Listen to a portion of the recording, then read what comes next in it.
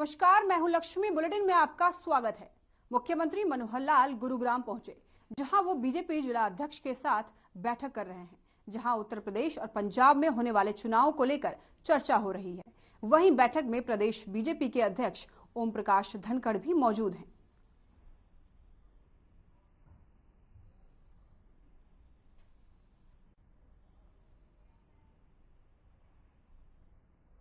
राष्ट्रीय अनुसूचित जाति आयोग के निर्देश पर सरकार की ओर से एसएससी कर्मचारियों की शिकायतों के निपटारे के लिए उच्च स्तरीय कमेटी का गठन किया गया। बता दें कि प्रदेश में अलग अलग विभाग, बोर्डों और निगम में कार्यरत अनुसूचित जाति के कर्मियों की समस्या के निपटारे के लिए आयोग बना है। वहीं उच्च स्तरीय आयोग की अध्यक्षता वरिष्ठ आईएएस अधिकारी अनुराग अग्रवाल को सौंपी गई है। इसमें 3 आईएएस और 1 एचएससीएस अधिकारी भी शामिल हैं।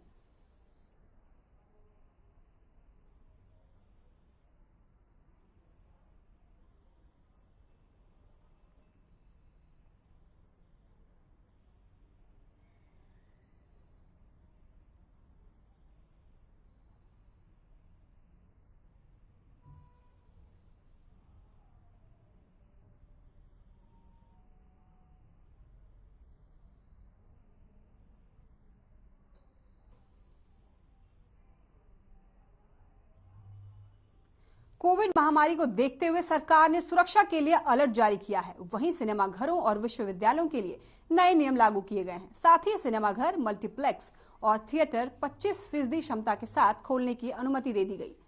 इसके साथ ही विश्वविद्यालयों, कॉलेज, स्कूलों और अन्य शिक्षण संस्थानों को भी 1 फरवरी से खोलने के लिए आदेश जारी किए हैं।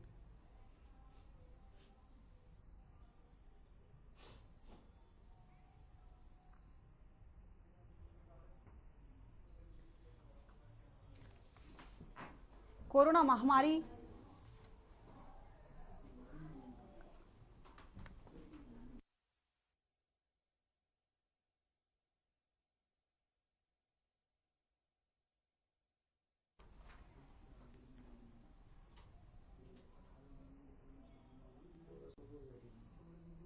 दिल्ली में गृह मंत्री अमित शाह की ओर से जाटों के साथ बैठक की गई, जिसके बाद से लगातार आरोप प्रत्यारोप का सिलसिला जारी है। इस कड़ी में अखिल भारतीय जाट आरक्षण संघर्ष समिति के राष्ट्रीय संयोजक अशोक बल्हारा ने कहा कि वह जाट नहीं थे, बल्कि बीजेपी के ही कार्यकर्ता थे। उन्होंने कहा कि पगड़ी पहनने से कोई जाट नहीं बन जाता। इसी पर हमारे संवाददाता रवि चंदेल ने अशोक बल्हारा से खास बातचीत की है, आपको सुनाते हैं।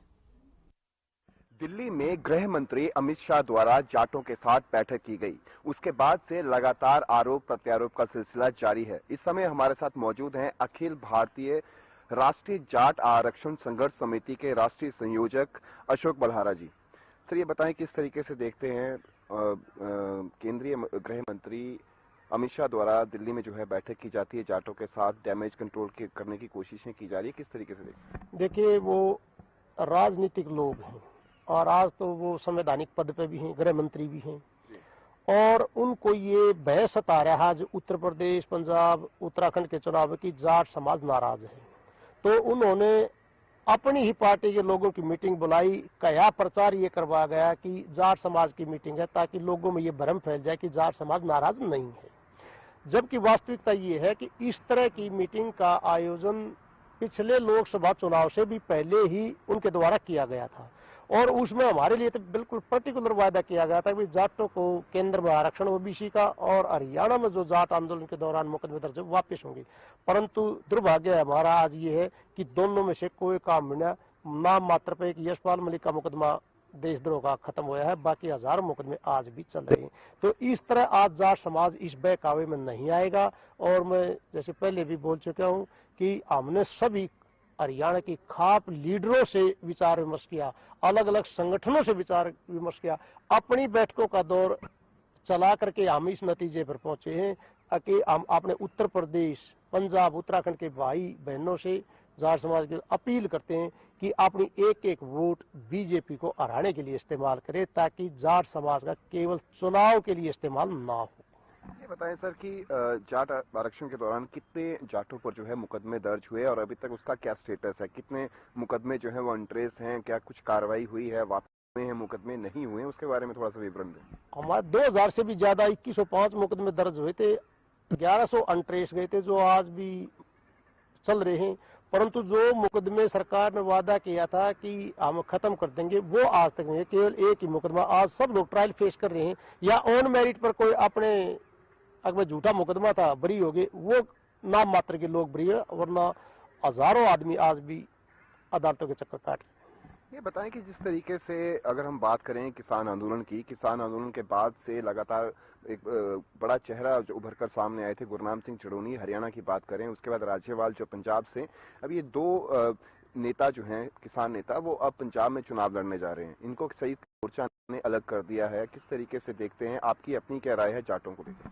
देखिए, संयुक्त किसान मोर्चा ने अभी इनको ये कह के अलग ऐसा कुछ नहीं किया। उन्होंने ये कहा है कि अभी चुनाव चल रहा है, चुनाव के बाद मीटिंग होगी, क्योंकि संयुक्त किसान मोर्चा चुनाव नहीं लड़ रहा है। अलग अलग यहाँ 22-23 जत्थेबंदियां पंजाब में वो इकट्ठा होकर चुनाव लड़ रही, जबकि जत्थेबंदियां यहाँ 32 हैं। तो हम तो इस बात को ले रहे हैं कि किसान यदि संसद में जाएगा, विधानसभा में जाएगा, तो किसान के लिए कानून बना चाहेगा।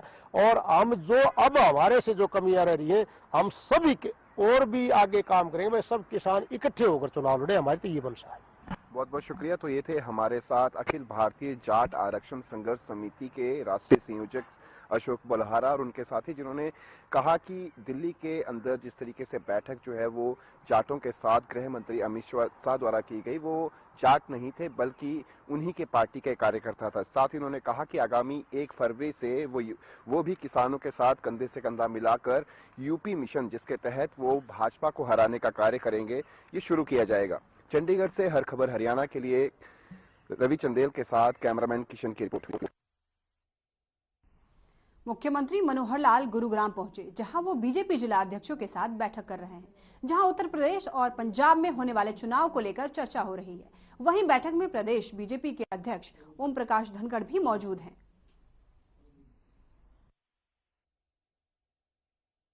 इसी खबर पे हमारे साथ जुड़ गए हैं संवाददाता मोहित।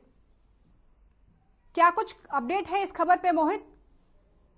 मैं बताना चाहूंगा कि गुरुग्राम के पीडब्ल्यूडी रेस्ट हाउस में आज प्रदेश के मुखिया मनोहर लाल खट्टर और प्रदेश अध्यक्ष ओपी धनखड़ जो थे वो बैठक ले रहे थे। हालांकि जो बैठक है वो सुबह 10:30 बजे से चल रही है और काफी लंबा समय बीत चुका है और लगातार जो लोग हैं सभी की निगाहें टिकी हैं इस बात को लेकर कि बैठक को लेकर के क्या कुछ खुलासा होता है कि किस लिए बैठक की गई थी।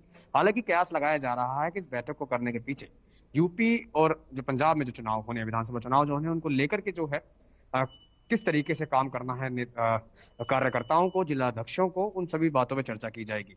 साथ ही साथ आज के दिन जो है मुख्यमंत्री, जो मेरे पीछे आप कमरा देख सकते हैं, जो रेस्ट हाउस का एक रूम है जहां पर बैठकर प्रदेश के मुखिया इस वक्त जिला अध्यक्षों से बात कर रहे हैं, मीटिंग कर रहे हैं। जिला अध्यक्षों के साथ जो उनके मुख्य जो लोग हैं वो साथ में हैं और चर्चा कई मुद्दों पर की जा रही है। हालांकि कयास लगाया जा रहा था कि पंजाब और यूपी के चुनाव के ऊपर चर्चा की जा रही है, मगर साथ में जो बताया जा रहा है सूत्रों की माने तो कहीं ना कहीं प्रदेश के अंदर भी जिस तरीके से भाजपा सरकार का जो कार्यकाल रहा है, तो आने वाले समय में इन 2 राज्यों के बाद चुनाव जो हरियाणा में भी होने, तो उसको लेकर के प्रदेश के जो मुखिया हैं वो आज चर्चा कर सकते हैं। जी मोहित, और वहां पे कौन कौन अधिकारी मौजूद थे? मैं बताना चाहूंगा यहाँ पर अगर पुलिस विभाग की बात करें तो डीसीपी लेवल के जो अधिकारी हैं वो यहाँ मौजूद हैं और गुरुग्राम एडमिनिस्ट्रेशन से भी काफी अधिकारी मौजूद हैं। गुरुग्राम पुलिस के पीआरओ यहाँ मौजूद हैं और जो विभाग, जो आसपास के इलाके में जो विभाग लगते हैं, जो कि आसपास के जो बड़े अधिकारी, कमिश्नर रैंक के जो लोग बैठते हैं, वो सभी यहाँ तकरीबन यहाँ पहुंच चुके हैं। और सीएम सिक्योरिटी से लेकर पूरे चाक चौबंद जो है सिक्योरिटी को किया हुआ है। सब जगहों पर पुलिस का पहरा है और साथ में जो मिलने वाले जो लोग हैं उनको पीडब्ल्यू रेस्ट हाउस से बाहर रखा गया है, क्योंकि किसी प्रकार की जो मुलाकात है आम जन से आज मुख्यमंत्री नहीं करने वाले हैं। इसके चलते हालांकि इस रेस्ट हाउस की एक दूसरी तरफ जो है आंगनबाड़ी वर्कर जो है, आज उनमें झड़प देखने को मिली है अधिकारियों के साथ, और इस यहाँ से तकरीबन 100 से 150 मीटर की दूरी पर उनको रोका हुआ है। हालांकि वो भी अपनी मांगों को लेकर के लगातार मांग करती रही है कि उनको स्थायी कर दिया जाए, जिसको लेकर के कहीं ना कहीं जो सरकार का और जो आंगनबाड़ी वर्कर है उनका रवैया आपस में बिगड़ा हुआ है। ऐसे में सुख शांति बनी रहे, जिसके चलते पूरा मोर्चा जो है गुरुग्राम पुलिस ने संभाला हुआ है। किसी भी विद्रोही को यहाँ आने नहीं दिया जा रहा है और जो रेस्ट हाउस के अंदर जो अधिकारी रुके हैं लगातार, और साथ में जो मीडियागण, कहीं ना कहीं जो निगाहें टिकी इस बात को लेकर के हैं कि कब प्रदेश के मुखिया मनोहर लाल खट्टर नीचे आए और आने के बाद ये जानकारी दें कि आखिर इस बैठक में क्या निर्णय लिए गए हैं, कौन कौन सी बातों पर चर्चा की गई थी। वो जो अधिक जानकारी है वो तो बैठक खत्म होने के बाद ही साफ हो पाएगी। जी मोहित, बहुत बहुत धन्यवाद हमारे साथ इस खबर पे जुड़े रहने के लिए। चलिए यहाँ रुकते, छोटे से ब्रेक के लिए कहीं मत जाइएगा, फौरन लौटेंगे।